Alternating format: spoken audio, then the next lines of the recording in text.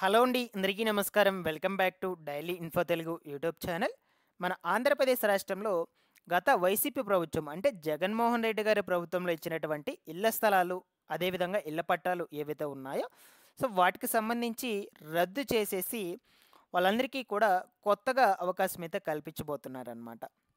అయితే ఎందుకు ఈ యొక్క ఇంటి స్థలాలను రద్దు చేయబోతున్నారు? ఎవరి పేరు మీద ఉన్నటువంటి స్థలాలను రద్దు చేయబోతున్నారు? ఆ విషయం గురించి మీకు క్లియర్‌గా ఈ వీడియోలో అయితే ఎక్స్‌ప్లెయిన్ చేస్తాను. నెక్స్ట్ ఇంకొక టాపిక్ వచ్చేసి మనకు రాష్ట్రంలో దసరా పండుగ కానుకగా ముఖ్యమంత్రి నారా చంద్రబాబు నాయుడు గారు దాదాపుగా 3,00,000 ఇళ్లకు సంబంధించి గృహప్రవేశాలు చేపిచ్చి మహిళలకు అప్పచెప్తామని ఇదివరకు నుంచే చెప్తూ ఉన్నారు. మీరు ఆల్రెడీ కూడా ఈ యొక్క దినపత్రికల్లో కూడా చూసే ఉంటారనమాట. అయితే ఇది ఎంతవరకు వాస్తవము?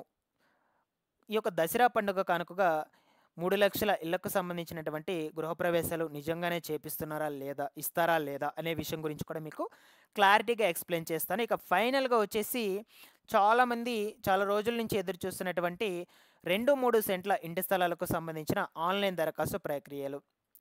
సో మీరు ఆల్రెడీ యూట్యూబ్‌లోనే చూసుంటారు. ప్రెజెంటు గ్రామ వార్డు సచివాలయాల్లో ఈ యొక్క ఆన్‌లైన్ దరఖాస్తు ప్రక్రియలు జరుగుతున్నాయని సమాచారం అయితే ఉందన్నమాట.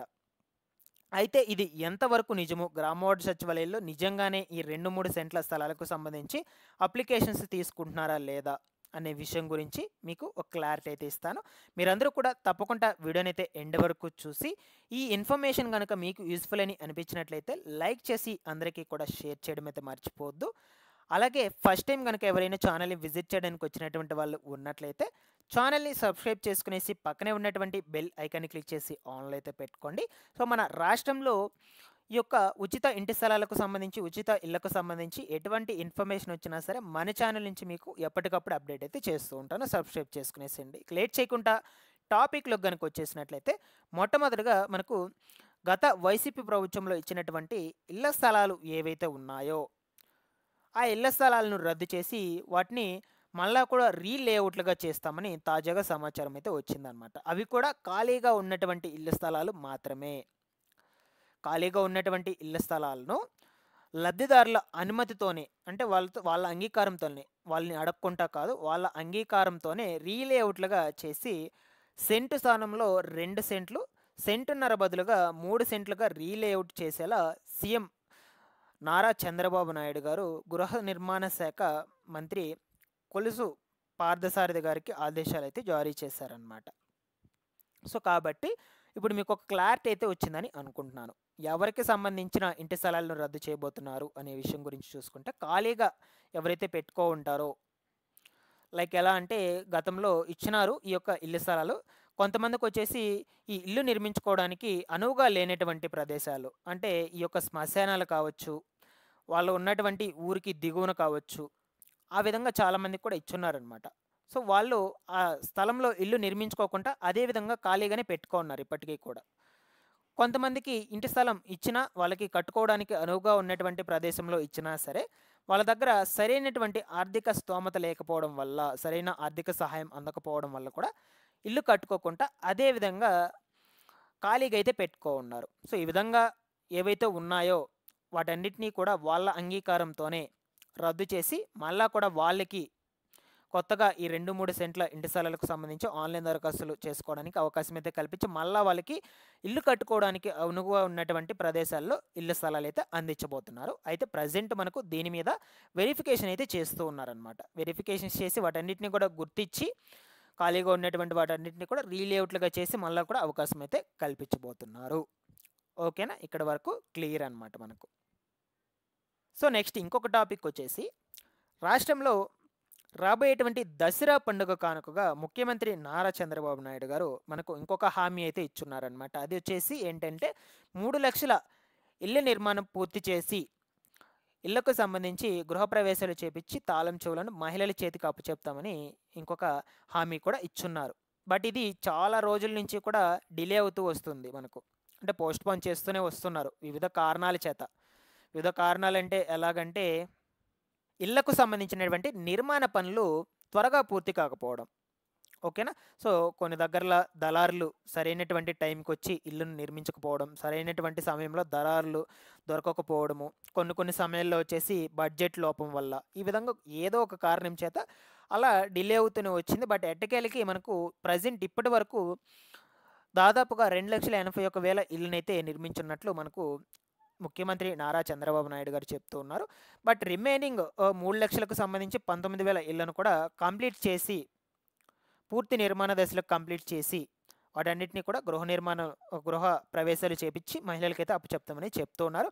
బట్ ఏదేమైనా ఇప్పటివరకు కంప్లీట్ అయినటువంటి ఇళ్ళనైనా పంపిణీ చేసేస్తారు, ఇంకైతే డిలే చేయరని అనుకుంటున్నాను నా అభిప్రాయం ప్రకారం. ఓకేనా. బట్ 19,000 ఇల్లు మాత్రం కొన్ని వివిధ నిర్మాణ దశల్లో ఉన్నాయి.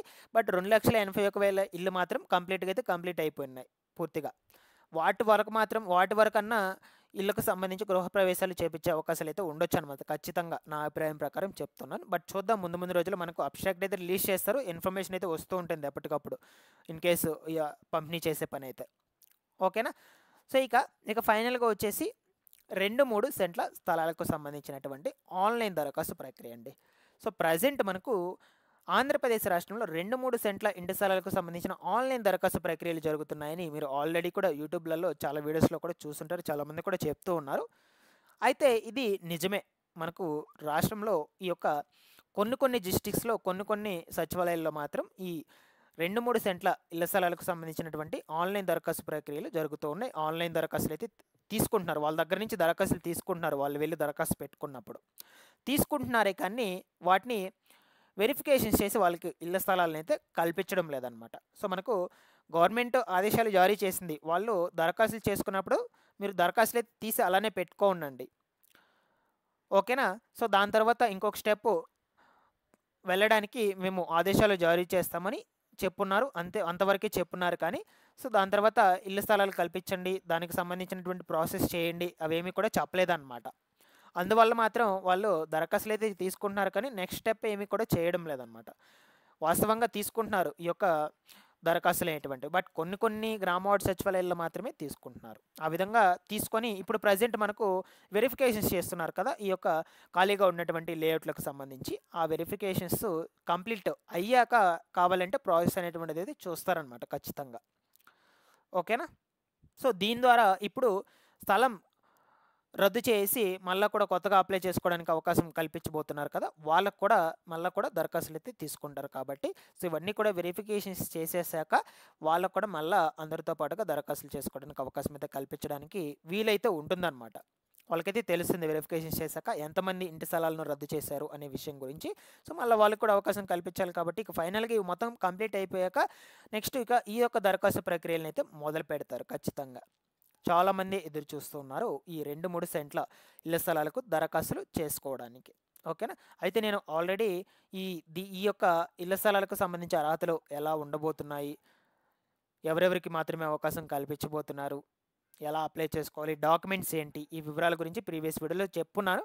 మీకు కావాలి అనుకుంటే మళ్ళీ కూడా కమెంట్ సెక్షన్లో అడగండి, నేను ముందు రోజుల్లో వీడియో చేయడానికి అయితే ప్రయత్నిస్తాను సపరేట్గా, ఇందులో అయితే చెప్పడం లేదు, ఓకేనా. Thanks for watching this one.